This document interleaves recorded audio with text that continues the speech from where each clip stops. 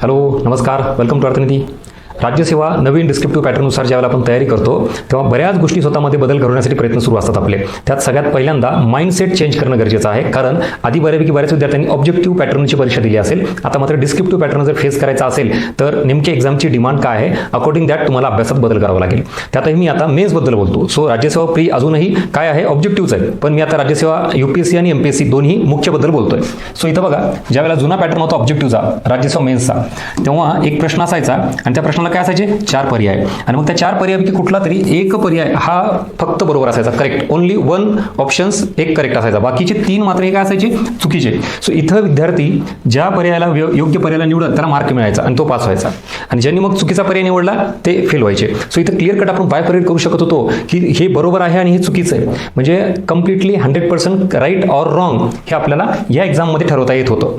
Clear? हा झाला objective pattern.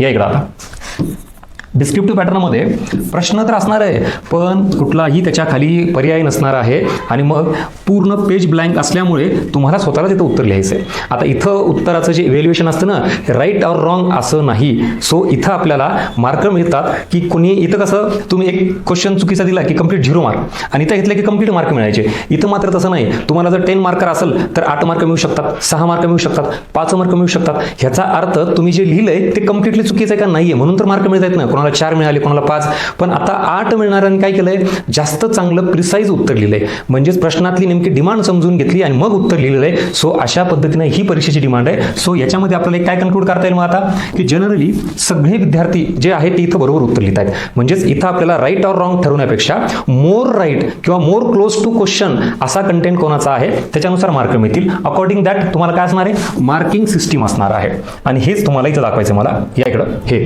आपण ज्यावेळेला हा गेम खेळतो, जेव्हा आपण हे इथे हिट करतो, तुमचं जर समजा कमी प्रॅक्टिस असेल तर इथे हिट होईल. इथे हिट झालं म्हणजे तुम्हाला काय झालं, 2च मार्क मिळाले.